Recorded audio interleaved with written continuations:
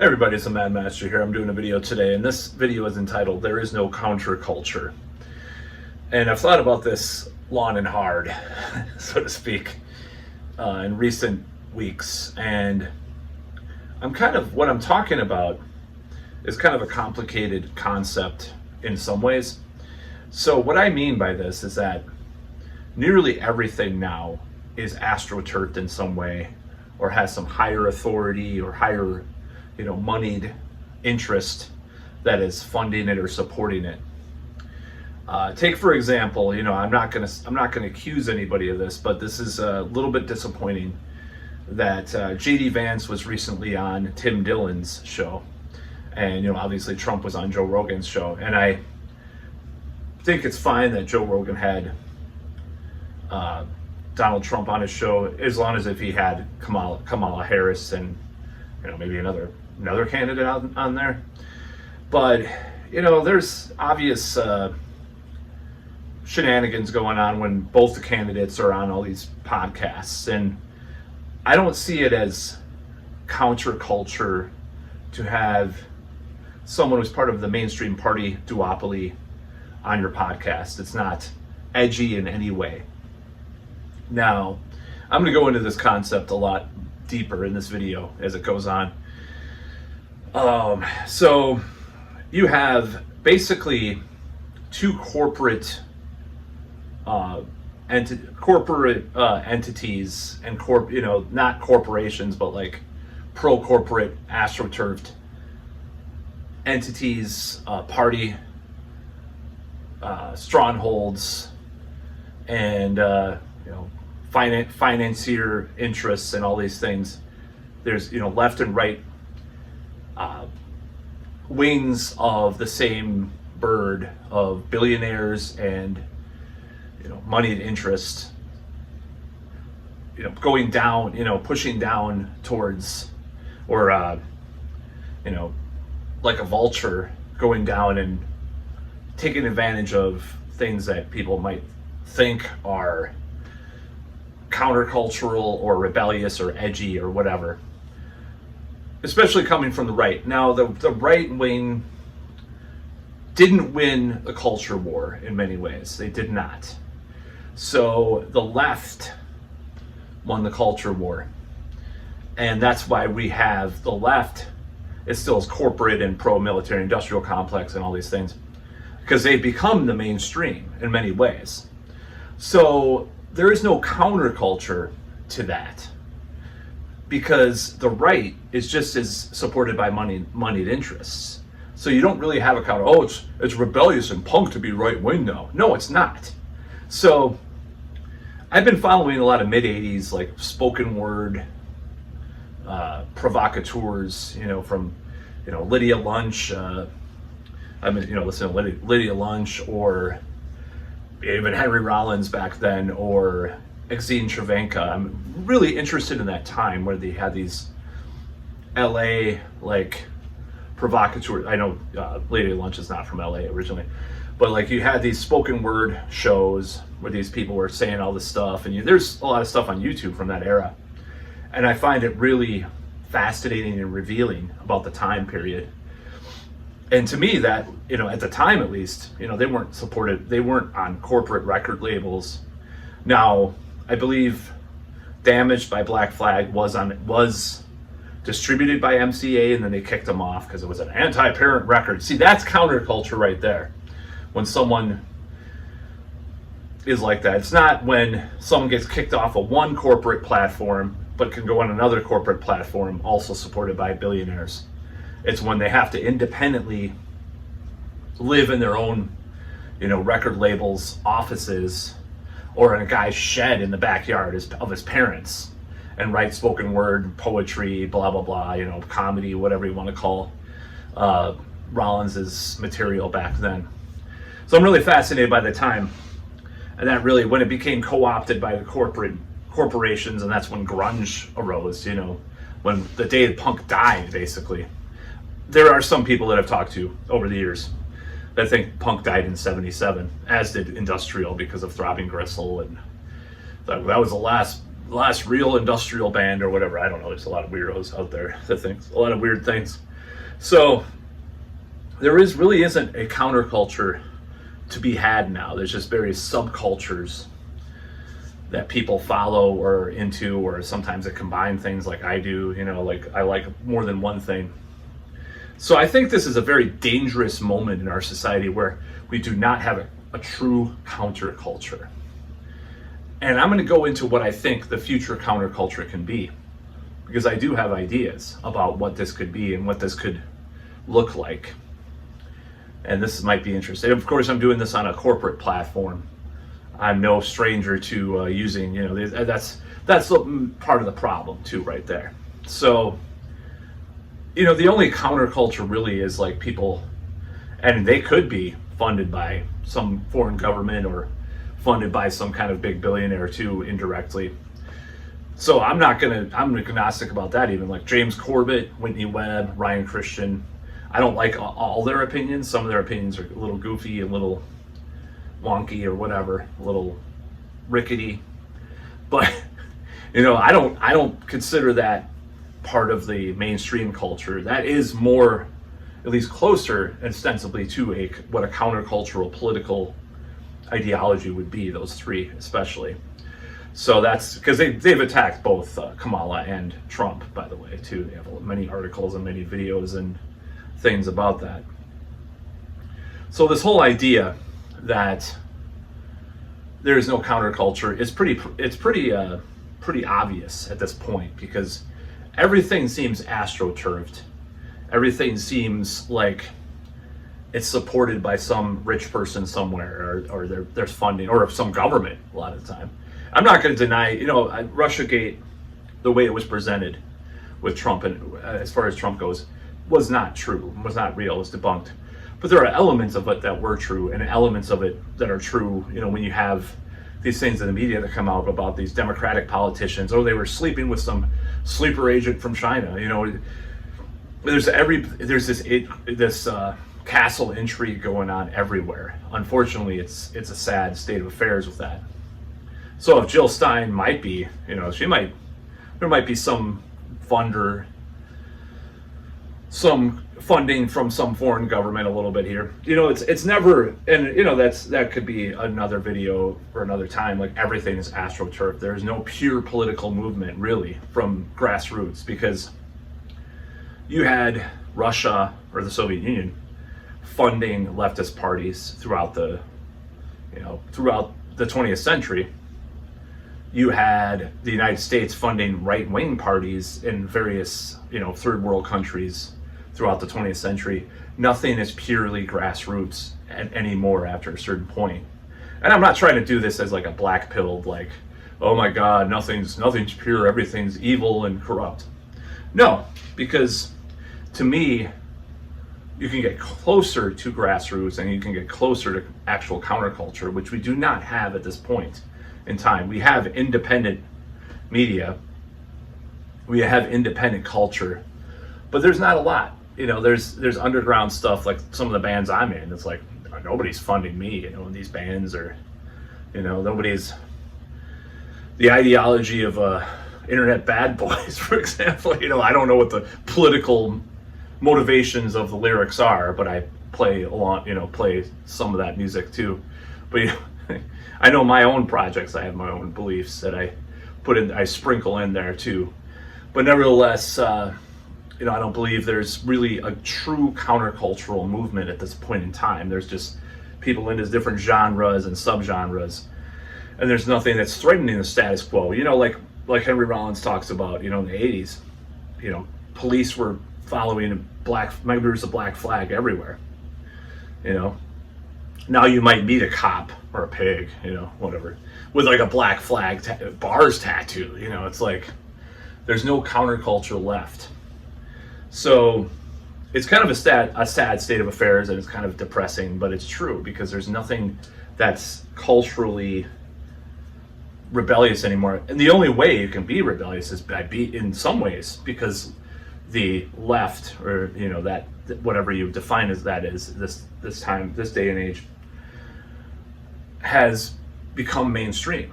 The woke thing is, corporations doing these woke things, DEI, or movies that have these characters that are badly written, but they're supposed to represent diversity. I want to just make a little side note.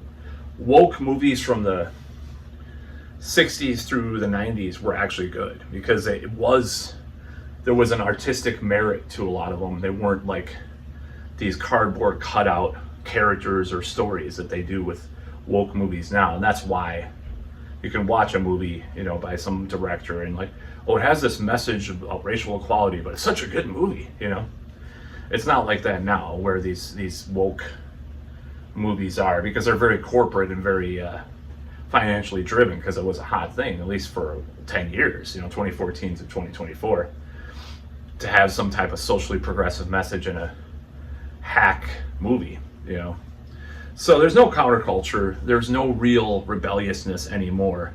That's pretty prevalent. I mean, there are things that are a little better than the other. Like heavy metal has become very stagnant in like the fan base, in my opinion. It's become very middle class, very blasé, and it's always been somewhat middle class, but it's working class is not there as much in at least like the better types of metal there are. I'm just being elitist here, but it's true. The people that listen to the working class, when they listen to metal, it's usually kind of more commercial metal, that modern rock kind of stuff. It's not the cool stuff, but it used to be. Even that stuff was enjoyed by the working class, back in the day. But the counterculture, what could it be in the future? What do I think the counterculture? There could be a counterculture happening. So this is what it is. It's a rebellion against technology in some ways. A rebellion against, it could be a rebellion against the way things are done now. And that doesn't mean it's conservative, because it could still be very socially liberal or economically leftist or whatever in certain ways. It doesn't mean it's conservative or right wing, quote unquote, from the traditional definition. It doesn't mean that it could be left wing either, necessarily. But it's this cultural idea that we can go back to more of an analog society, more in-person society, more, I would call it maybe semi-Luddite or neo-Luddite, going back to an earlier time. Maybe go back to the 90s or 80s or before, or even the 2000s weren't as social media driven. You're all on one platform, blah blah blah. So the real counterculture could be rebelling against those things. Bringing back cash. Having your store not only accept cash, but always accept cash, no matter what. There is a restaurant here that accepts. I've seen the whole cash thing. I've actually seen a little bit of a wave back towards people using cash, because I've been in more shows lately at some of these venues here, which I thought would be cash or no cash allowed. But some of these shows I'm going to, like the particular venue that I go to, which I did not support for years because of certain policies they had. I'll just say that. I was not going to support them. You could probably guess what that is if you watched my videos for a while. Now, I have mixed feelings about a lot of that stuff now, but for one, I did not go to this venue. But now, the last thing I went to on Halloween was like, oh, you have to get cash out of the ATM and pay them cash. They gave you cash back. So that's one way. Or maybe coming up with your own currencies, not digital currency, but actual currency. So a counterculture could be rebelling against this new push to have everything be this monocultural, technologically driven wave of interaction and the depersonalization that happens as a result of that. That's where a true counterculture could come up. It's like, well, we only do things in person. We don't do anything over Zoom, We localize things instead of, we don't use those platforms. We have to have local meetings, local things, only localization, happening in this medium that we're doing. That's one thing they can do as well. I don't know how that would happen with cultural things like music or movies or books or whatever, video games, or well, video games are technological, but still, and so are everything's technological. But I'm talking about going back to an earlier time, and because I think that will be where the counterculture, the true counterculture, can come from. Is that it cannot come from you have your book that's sold on Amazon, you're posting on X or Twitter or whatever you want to call it. You're supporting the mainstream candidate anyways, that's not how it went. And how the counterculture was back in the day is like, you did things and you were rated. I mean, it does sound like the right wing is more countercultural in a certain, it is. To be right wing is more countercultural now, but it's still supported too much by establishment figures at the top, even if they're different than the rest of society in some ways, but they're still rich, and they're still, part of the elite, part of the 1%, quote unquote. But you would have like Jello Biafra and Alternative Tentacles. You had their record company raided for Frankenchrist for the album cover. That's very countercultural. The only way that could happen is, a lot of times a thesis and an antithesis has to happen in these types of situations where there isn't really one now. It's a little more murky, it's a little more nebulous. So that's part of the problem, but I think it's very unhealthy not to have a counterculture in a society. I think it's very healthy to have one. But I'm trying to think of how one can develop and one can be implemented. But I think that's one of the ways, is having some type of neo-Luddite movement or some type of neo-Luddite kind of movements. And it doesn't have to be completely neo-Luddite. I'm not saying that you can't go on the internet or can't have a smartphone, but going to dumb phones, or not using your smartphone, getting off your phone, going out to nature. To me, that's more countercultural now than going on a nature walk. There was some new I don't know if it was a joke or what, but on TikTok, there was like this, like Generation Z, like going for a walk. It's so radical, just going for a walk, not doing media. I'm like, well, we've come a long way where just going for a fucking walk is like a rebellious act. It's some radical thing. That's really insane, but it's true. And that got me thinking about that. I'm just like, wow, that's just a nuts kind of concept that would be something that's like somehow rebellious at this point, but it's true. So that's where the counterculture will come from, I think, in the future, because I remember this album by this band Earth Crisis called Smash the Machines. I'm not a big fan of like straight edge metal, early metalcore or whatever, but it's just kind of a cool concept. Like, okay, Smash the Machines, like that's more rebellious now in a certain way than just like voting for one candidate or another that promises all this bullshit, regardless if they want to not implement CBDCs, but then private CBDCs are okay. This is kind of a James Corbett argument. The right wants to privatize tyranny, but make it very powerful nevertheless. The left wants to, well, that would be left if you're watching. This right wants to privatize tyranny. The left wants to publicize tyranny. What's worse? Well, you have the same end result either way. You have digital IDs that you have to like use to get on the internet, but it's to protect the children from porn. I'm just saying, I said it that way on purpose actually, but porn, okay.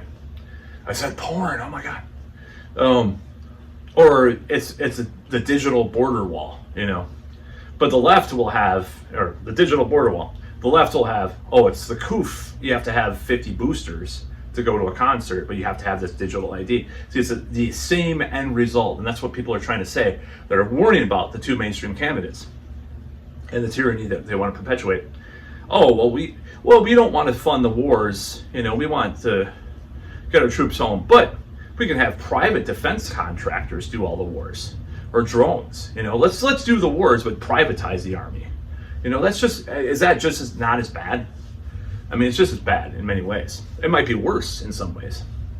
So the left and the right, quote unquote, are they're just two wings of the same duopoly, and at this point in time. So there's no one countering that, is my point, other than a few individuals who might still be astroturfed in some ways anyways, like Jill Stein, or like, I don't think Thomas Massey seems pretty pure if you watch of his stuff, but they're rebelling against the system how it is. And that's the only way forward, is we need a counter political movement to counter all this stuff. But we also need a culture. We need people that do poetry, stand-up, music, movies, books, comics. We don't have that at this point, because there's a sort of a monoculture going on. People have different definitions of monoculture too. I watched a video. It was like basically saying the old school monoculture was good. I'd probably agree with that to some extent. But like this whole thing, just like bring back what I don't hear about people doing like poetry slams anymore. I live in a town that's changing very rapidly into what the left part of that technocratic, whatever, authoritarian wing of billionaires, what the left side of that wants is this town. Maybe Austin will be the right side of that, or right wing side of that, or Houston or something, I don't know. But that's kind of what we're going into here. So you have less, you still have meetup groups that are only Zoom. It's like, there's some occult group that's meeting once a month. It's Zoom only. I'm like, no, that's not what I think the counterculture is, to have real life stuff, real life movements, not an AI chatbot as your girlfriend, but a real girlfriend. That's more rebellious at this point. Or at a certain point, it would be more rebellious to have human flesh things that are real flesh, So that's kind of where the counterculture is going. Now the thing is I love science fiction dystopian stuff, and Blade Runner is a little overrated, I'll admit it. I do think Blade Runner is a little overrated. I like it, but I love science fiction, fantasy, and horror, and a lot of stuff like that. But at the same time, it's like this dystopian thing, it's not, I don't want that stuff. I don't want the stuff in the cyberpunk stuff. See, cyberpunk is a better balance than like some of the dystopian ideas. People don't really understand that, because you read Neuromancer, this guy's rebelling against these corporations that control everything in some ways, or some of these books, maybe not Neuromancer, but it's kind of one of those things. So we need a counterculture. We need to have, I talk about people smoking cigarettes instead of vaping, and that's kind of half a joke, but like the old ways that were better, we can push against some of the new ways that are worse. And to me, that's what we can do to fight the more odious and evil, quote unquote, evil elements of this new society that they're trying to pursue. I do think that they're trying to do it's more of an unconscious thing than people, the conspiracy theorists might say, but they're trying to push towards this thing, and they've tried to make some overt measures, regardless of whether or not you believe the coup was that dangerous. The way that they implemented the whole thing is definitely part of their playbook that they wanted, as far as working, everybody's working from home now, eat the bugs, live in a pod, right? So the way that they're pushing that stuff, regardless if they use the virus or not for that. They were talking at my previous job in 2018 doing remote. So it was already on the plan, for tech, we could do remote work. If you want to work remote 1 or 2 days a week, yeah, we could sign up for that program, But being in person is a rebellious act at this point. Dating, not from internet, I'm back on one of the apps, I'll admit, and it's a free app, by the way, thank God. But, dating in real life, you don't get You don't get the deceptive overhead photos or 5-year, 10-year-old pictures. You don't get kitten fish or catfish. You meet someone in real life, at least you know how they look. They're not lying about that. Unless they have like a ton of makeup and, well, even there you can, even though there's plausible, things that you can do to find out if they're. You can usually tell if a person's. If you really look at a person's face, like, will they be hot without the makeup? I'm being really shallow and superficial right now, but anyways, nevertheless, that's what we do. That's how we fight what they're doing. But we need more things like real printed books, leaflets, posters. And I know it's environmentally bad, but an analog society, if it's more localized, is less impactful than what the technocracy, I'll call it the technocracy. Elon Musk's grandfather was part of a technocratic movement, if you want to look it up. So people wanted to shame me for using that term or whatever, question the term. It is kind of true in a way, from some of these people.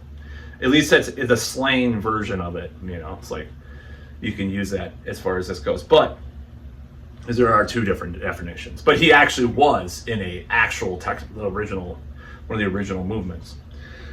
So the analog society localized is less impactful than ordering from Amazon across the sea, ordering from Temu, which I've ordered from, by the way. But, we have all fallen short of the glory of God. We're all sinners. So yeah, that's what I have to say about that. I think localizing things can be a big countercultural move in a way, but having spoken words in person, having poetry, and not censoring people too, that's another thing. That is countercultural, regardless if they say even whatever they say. So that's about all.